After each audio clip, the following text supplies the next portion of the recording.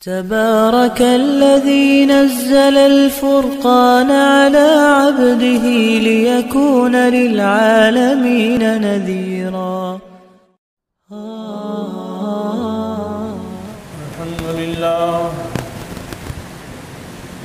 الحمد لله نحمده ونستعينه ونستغفره ونؤمن به ونتوكل عليه ونعوذ بالله من شرور أنفسنا ومن سيئات أعمالنا. من يهده الله فلا مضل له ومن يضلله فلا هادي له. ونشهد أن لا إله إلا الله وحده لا شريك له. ونشهد أن سيدنا ومولانا محمدا عبده ورسوله أرسله إلى كافة للناس بشيرا ونذيرا وداعيا إلى الله بإذنه وسراجا منيرا. أما بعد فأعوذ بالله من الشيطان الرجيم. بسم الله الرحمن الرحيم. يا أيها الذين آمنوا إنما الخمر والميسر والأنصاب والأزلام رجس من عمل الشيطان فاجتنبوه لعلكم تفلحون. إنما يريد الشيطان أن يوقع بينكم العداوة والبغضاء في الخمر والميسر ويصدكم عن سبيل الله ويصدكم عن ذكر الله وعن الصلاة هل أنتم منتهون. صدق الله العلي العظيم وصدق رسوله النبي الحبيب الكريم ونحن على ذلك لمن الشاهدين والشاكرين والحمد لله رب العالمين. درود شریف پڑھیں. اللهم صل على محمد وعلى آل محمد كما صليت على إبراهيم وعلى آل إبراهيم إنك حميد مجيد. اللهم بارك على محمد وعلى آل محمد كما باركت على إبراهيم وعلى آل إبراهيم إنك حميد مجيد.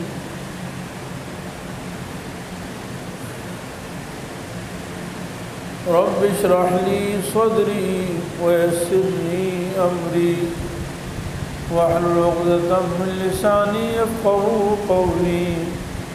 رب زدني علما. سب تعریفیں اللہ جل جلالہ وہ ہر قسم کے عیب سے اللہ تعالیٰ پاک ہیں. سب سے بلند و بالا ذات ہیں. اس نے اکیلے ہی ساری کائنات کو بنایا اور ساری کائنات کے نظام کو وہ اکیلا چلا رہا ہے. اس نے اپنے بندوں کو شریعت کے احکام بتائے، رہنا سہنا، عبادات، معاملات، معاشرت سب کچھ سکھائے. پاکیزہ چیزوں کو انسان کے لیے حلال کیا اور گندی اور ناپاک چیزوں کو حرام کیا.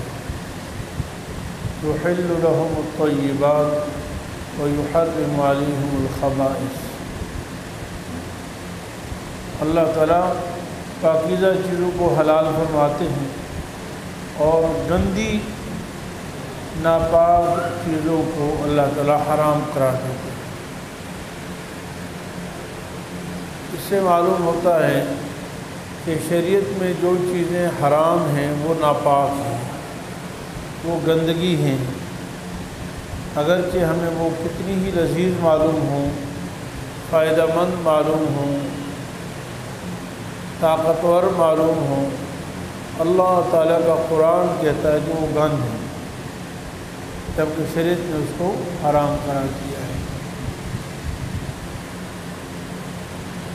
ان حرام کی ہوئی چیزوں میں سے نشے والی اشیاء بھی حرام ہیں۔ جس چیز سے نشہ پیدا ہوتا ہے وہ حرام ہے۔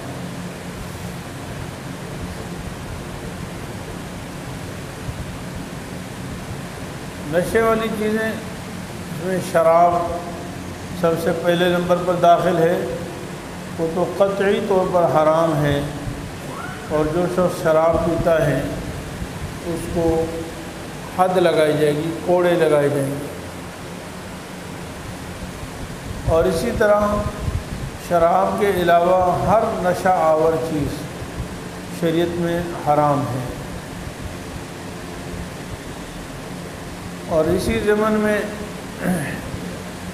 وہ چیزیں جو معمولی نشہ دینے والی ہیں یا صحت کے لیے مضر اور نقصان دہ ہیں، وہ چیزیں اگرچہ حرام نہیں لیکن شریعت میں ناپسندیدہ ہیں، مکروہ ہیں، اور اس میں کئی بڑے بڑے گناہوں کا باعث ہے۔ نشے کی حرمت کی وجہ کیا ہے؟ اصل حرمت کی وجہ یہ ہے کہ اللہ تعالیٰ نے انسان کو جانور سے اعلیٰ بنایا ہے، اور اس میں فطری طور پر جو فرق رکھا ہے وہ عقل کا رکھا ہے۔ انسان عقل والا ہے اور جانور بے عقل ہے۔ معمولی شعور تو اس کو بھی ہوتا ہے، لیکن جس طرح انسان کو اللہ تعالیٰ نے عقل دی ہے وہ عقل جانوروں کو نہیں دی۔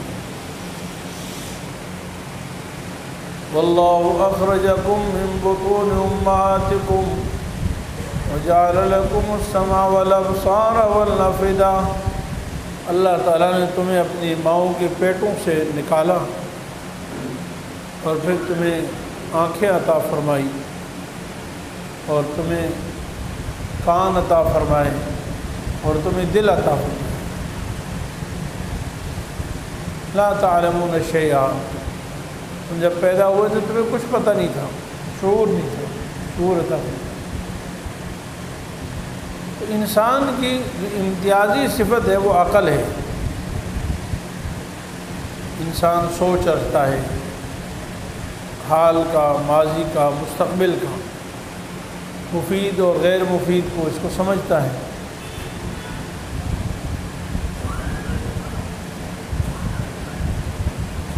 اللہ تعالیٰ کی نعمتوں میں بہت بڑی نعمت عقل۔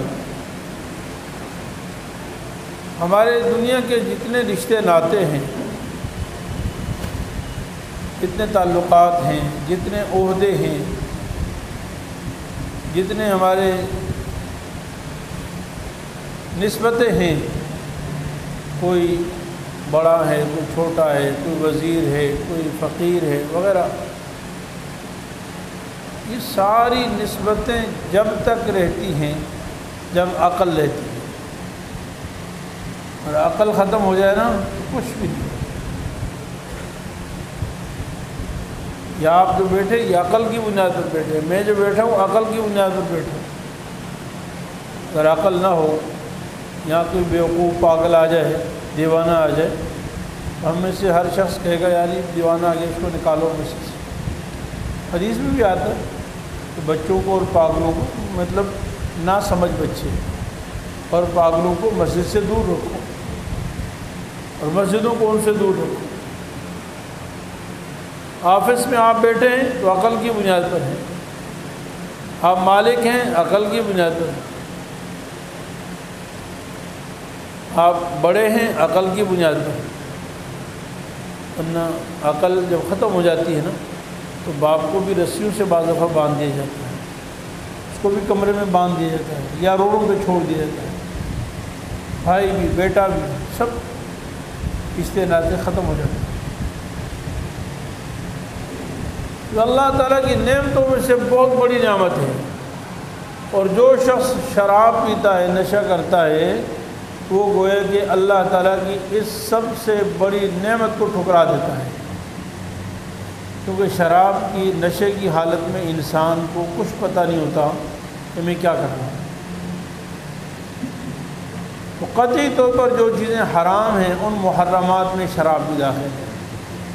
فرمایا یا ایھا الذین آمنوا انما الخمر والمیسر والانصاب والازلام رجس من عمل الشیطان، اے ایمان والو، شراب، جوا، بت پرستی یا تیر، یہ قرعہ اندازی نکالنا تیروں کے ذریعے سے قسمت، یہ سب جو ہے جائز کاموں میں قرعہ اندازی نہیں کہہ رہا، وہ قسمت کے ذریعے سے پہلے زمانے میں تھا، ابھی بھی ہوتا ہے ناجائز جوا بازی۔ تو فرمایا کہ رجسون، یہ گند ہے، من عمل شیطان، شیطانی عمل ہے، فاجتنبوہ، تم اس سے بچو تاکہ تم کامیاب ہو۔ شیطان تو یہ چاہتا ہے کہ تمہارے اندر دلوں میں بغض پیدا کر دے، عداوت اور دشمنی پیدا کر دے قیامت تک۔ فی الخمر والمیسر، اور شیطان چاہتا ہے کہ تمہیں اللہ کے ذکر سے روک دے، دور کر دے، اور نمازوں سے دور کر دے، کیونکہ جب شراب آدمی پیے گا، نشہ کرے گا، تو یہ ساری چیزیں نہیں ہو سکتی، نہ اللہ کا ذکر ہو سکتا ہے، نہ دوستی اور دشمنی کا پتہ چل سکتا ہے، نہ نماز پڑھ سکتا ہے، کچھ بھی نہیں کر سکتا۔ اسلام کے پہلے زمانے میں شراب حلال تھی، مطلب پی جاتی تھی، عرف تھا، شراب کے بارے میں حکم نہیں آیا تھا۔ ابتداءً حکم یہ نازل ہوا کہ جی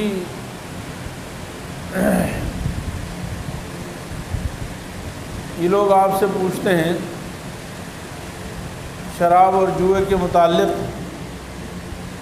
آپ کہہ دیجئے اس میں نفع بھی ہے، نقصان بھی ہے، لیکن نقصان زیادہ ہے۔ صحابہ اکرام میں بڑی تعداد میں صحابہ میں سے جو شراب پانی کی طرح پیا کرتے تھے، ہر مجلس میں شراب ہوتی تھی، انہوں نے اس آیت کے سنتے ہی شراب چھوڑ دی۔ فرمایا جب اللہ تعالیٰ کا قرآن کہہ رہا ہے کہ نقصان زیادہ ہے، تو پھر ہمیں اس کے قریب نہیں آنا چاہیے۔ پھر دوسرے نمبر پر حکم یہ نازل ہوا کہ یا ایھا الذین آمنوا لا تقربوا الصلاۃ وانتم سکاریٰ، نماز کے قریب مت جاؤ جب تم نشے میں ہو۔ تو بہت سارے صحابہ نے، اکثریت نے مزید شراب پینا چھوڑ دی، کہا کہ اتنی گندی چیز ہے جس کو پی کر آدمی نماز نہیں پڑھ سکتا، اللہ کی عبادت نہیں کر سکتا، تو ایسی چیز ہم کیسے پئیں؟ وہ تو نماز کے عاشق تھے، تو انہوں نے شراب پینا چھوڑ دی۔ اور دن رات نماز، آدمی 5 وقت کی دن میں نمازیں ہیں، رات کو تہجد کی نماز ہے، قیام اللیل ہے، اور مزید جو چند رہ گئے تھے، حدیث پاک میں آتا ہے کہ نبی کریم صلی اللہ علیہ وسلم نے جب شراب کی حرمت کی آیتیں نازل ہوئی، مدینہ منورہ میں اعلان ہوا کہ جس کے پاس بھی شراب ہے اس کو گرا دو۔ حدیث میں آتا ہے کہ مدینے کی گلیوں میں شراب ایسے بہہ رہی تھی جیسے ندی، جیسے بارش ہو جانے کے بعد ندیاں بہتی ہیں نا، اس طرح بہہ رہی تھی۔ اس سے آپ اندازہ لگائیں، ایک تو شراب کتنی زیادہ ہوتی تھی اس زمانے میں، یعنی کتنی زیادہ شراب تھی کہ گھروں میں اس قدر اسٹاک تھی شراب۔ اور پھر صحابہ کرام کی اللہ تعالیٰ کے حکم کے سامنے، نبی کریم صلی اللہ علیہ وسلم کے فرمان کے سامنے جھکنے کی یہ عجیب مثال ہے۔ کسی نے سوچا نہیں، کوئی تعویل نہیں کی، قیمتی مال تھا، قیمتی سرمایہ تھا کہ اس کو کچھ کر لیا جائے، شاید کوئی اور ہو، چلو جی پوچھ کر آئیں۔ بھائی زمانے سے ایک چیز جو استعمال ہو رہی ہے، پوچھ کر آتے ہیں، کیا جی اس میں کوئی اتنا بڑا مال ضائع ہو رہا؟ ایک تو شراب حرام ہوئی، لیکن اتنا بڑا مال بھی تو تھا، ان کا قیمتی سرمایہ تھا، وہ ضائع ہو گیا۔ لاکھوں روپے کی شراب زمین پہ بہا دی گئی، بلکہ ٹوٹل لگائی جائے تو شاید اس سے بھی زیادہ۔ تو کسی ایک صحابی نے آ کر رسول اللہ صلی اللہ علیہ وسلم سے پوچھا نہیں یا رسول اللہ ہم اس شراب کو بیچ دیں، کچھ اور کر لیں، کچھ کسی کام آ سکتی ہے؟ نہیں اللہ اکبر، ایسے کے ساتھ فوراً سب شراب گرا دی۔ مدینے کی گلیوں میں ندیاں بہہ رہی تھیں۔ نبی کریم صلی اللہ علیہ وسلم نے ارشاد فرمایا کہ جو شخص شراب پیتا ہے اس کی 40 دن تک نماز قبول نہیں ہوتی، 40 دن تک نماز قبول نہیں۔ نبی کریم صلی اللہ علیہ وسلم نے ارشاد فرمایا کہ شراب پینے والے پر لعنت ہے، شراب بنانے والے پر لعنت ہے، شراب بیچنے والے پر لعنت ہے، اور شراب انگوروں سے وغیرہ سے نچوڑنے والے پر بھی لعنت ہے، اور اٹھانے والے پر بھی لعنت ہے۔ میرے عزیز بھائیوں، شراب قرآن و سنت میں قطعی طور پر حرام ہے۔ ایک حدیث میں فرمایا کہ جو شخص دنیا میں شراب پیے گا اللہ تعالیٰ اس کو جنت کی شراب سے ہمیشہ کے لیے محروم کر دیں گے، اور جو شخص دنیا میں شراب نہیں پیے گا اللہ کا حکم پورا کر کے اللہ تعالیٰ اس کو جنت کی سب سے اعلیٰ شراب عطا فرمائے۔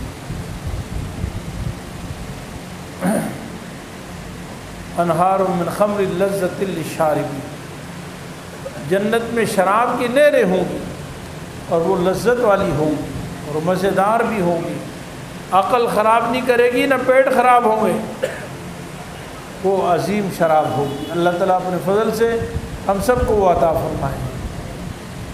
اس سے عقل خراب ہو جاتی ہے۔ ایک حدیث میں سیدنا علی المرتضیٰ رضی اللہ عنہ کا ایک لمبا واقعہ ہے کہ میری 2 اونٹنیاں تھیں اور مجھے رسول اللہ صلی اللہ علیہ وسلم نے عطا فرمائی تھی، ایک مجھے مال غنیمت میں ملی تھی اور وہ بڑی اچھی اونٹنیاں تھیں۔ اس زمانے میں شراب حرام نہیں تھی۔ نشے کی حالت میں شراب پی کر حضرت سیدنا حمزہ رضی اللہ عنہ سید الشہداء، حضرت سیدنا حمزہ رضی اللہ عنہ نے نشے کی حالت میں دونوں اونٹنیوں کو ذبح کر دیا، ان کی کوہان کاٹ دی۔ رسول اللہ صلی اللہ علیہ وسلم ان کے پاس گئے تو نشے کی حالت میں بے ادبی کے الفاظ بول دیے رسول اللہ صلی اللہ علیہ وسلم کے سامنے، نشے میں تھے۔ آپ صلی اللہ علیہ وسلم الٹے پاؤں واپس آ گئے، فرمایا اس وقت اس کو ہوش۔ تب اللہ تعالیٰ نے شراب کو ہمیشہ کے لیے حرام کرا دیا، اللہ تعالیٰ نے آسمان سے حکم نازل کیا۔ تو بہرحال شراب حرام ہے، اس سے بچنا بہت ضروری ہے۔ دوسرے نمبر پر ہر نشے والی چیز بھی حرام ہے۔ کوئی بھی ایسی چیز جو شراب کی طرح نشہ آور کر دے، عقل خراب کر دے، عقل پہ پردہ ڈال دے، وہ بھی حرام ہے۔ کل مسکر حرام، رسول اللہ صلی اللہ علیہ وسلم کا ارشاد ہے کہ ہر نشے والی چیز حرام ہے، اس کا بیچنا بھی حرام ہے اور اس کا خریدنا بھی حرام ہے۔ مسلمان کے لیے شراب، نشہ آور چیز لینا دینا یہ سب حرام ہے، اس کی شریعت میں اجازت نہیں ہے۔ رسول اللہ صلی اللہ علیہ وسلم کے زمانے میں کسی نے پوچھا کہ شراب کا بیچنے کا حکم کیا ہے؟ رسول اللہ صلی اللہ علیہ وسلم نے فرمایا کہ اللہ تعالیٰ نے یہود پر شراب حرام کرا، یہود پر چربی حرام کرا دی تھی، چربی، اور انہوں نے اس کو بیچ کر استعمال کرنا شروع کر دیا۔ قرآن کریم میں ان کی یہ دھوکہ اور اس طرح ہیلا بازی کا ذکر ہے۔ تو فرمایا کہ مطلب یہ کہ یہود کی یہ گندی عادت تھی کہ انہوں نے ایک طریقے سے نہیں ہوا تو دوسرے طریقے سے اس کا استعمال شروع کر دیا، لہذا مسلمان اس سے بچیں۔ تو بہرحال یہ تو وہ چیزیں ہیں جو شریعت میں بالکل حرام ہیں، اللہ کی لعنت ہیں۔ آج ہمارے معاشرے میں علیاذ باللہ کثرت سے ہوٹلوں میں اور جہازوں میں اور ریسٹورنٹ میں، گھروں میں بہت سارے لوگ اس طرح پیتے ہیں جیسے ان کو پرواہ بھی نہیں ہوتی، لوگوں کو دکھا دکھا کر پی رہے ہوتے۔ تو بہرحال اسی میں سے ایک چیز جو آج عام تمباکو نوشی وغیرہ، سگریٹ وغیرہ جو پی جاتی ہے، یہ اگرچہ حرام تو نہیں ہے لیکن بہت زیادہ نقصانات کا باعث ہے۔ یعنی ہر جو ہے سگریٹ کی ڈبیا پہ لکھا ہوتا ہے کہ سگریٹ یا تمباکو نوشی مضر صحت ہے۔ ایک محتاط اندازے کے مطابق 4,60,000 افراد کی اموات پاکستان میں سالانہ تمباکو کے باعث ہوتی ہے۔ 430 یا 40 افراد روزانہ تمباکو کی وجہ سے مرتا ہے۔ 1200 افراد بچے روزانہ تمباکو پینا شروع کرتے ہیں۔ یہ معاشرے کے لیے ایک ناسور ہے۔ جہاں ہم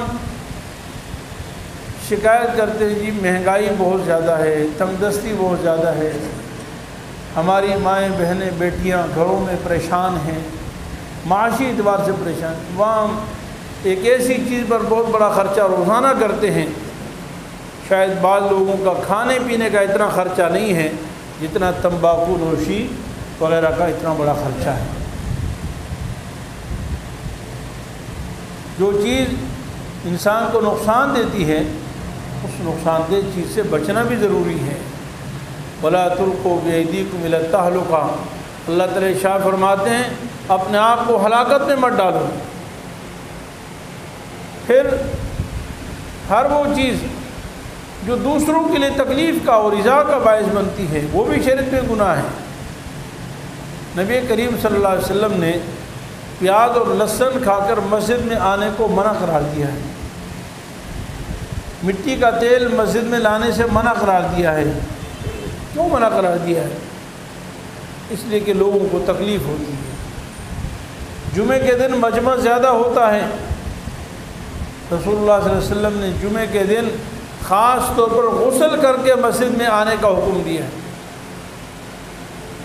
صاف کپڑے پہننا، غسل کرنا، خوشبو لگانا۔ احادیث میں ہے کہ مسجد نبی میں چھپرے کی مسجد تھی، بہت چھوٹی چھت تھی، گرمی عرب کی زیادہ ہوتی تھی، صحابہ محنت اور کام کاج کرنے والے لوگ تھے، موٹے کپڑے ہوتے تھے، پسینہ آتا تھا تو مسجد نبی میں بدبو ہو جاتی تھی۔ چنانچہ رسول اللہ صلی اللہ علیہ وسلم نے حکم دیا کہ جمعے کے دن غسل کر کے آیا کرو، کپڑے جو اچھے سے اچھے کپڑے وہ پہن کر آیا کرو، صاف ستھرے، تاکہ کسی مسلمان کو تکلیف نہ ہو، ایذا نہ پہنچے۔ ہم سگریٹ جب پیتے ہیں تو دوسرے مسلمان کو اس سے کتنی تکلیف ہوتی ہے ہم اس کا تصور نہیں کر سکتے۔ بعض لوگوں کو الٹی ہو جاتی ہے، بعض لوگ اس کو برداشت نہیں کر سکتے، سر میں درد شروع ہو جاتا ہے۔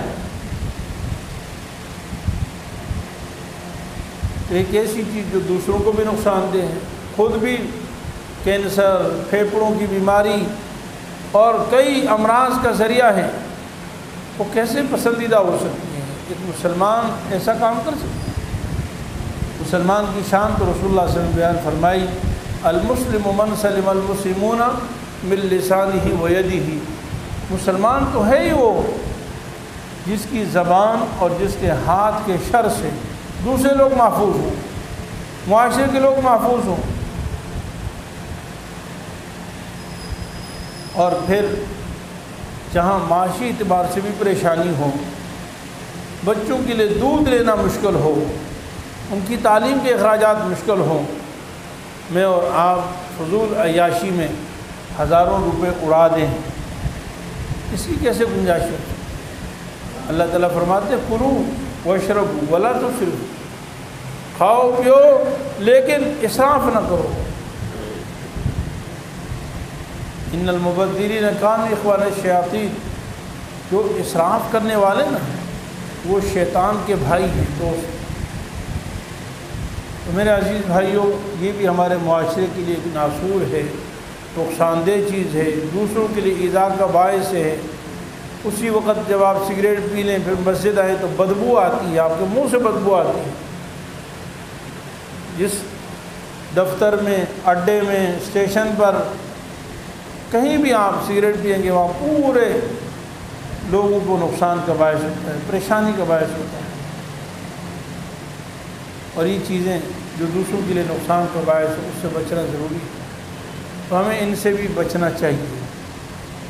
اللہ رب العالمین ہمیں اپنی مرضیات، اپنی منشا پر چلنے کی توفیق عطا فرمائے۔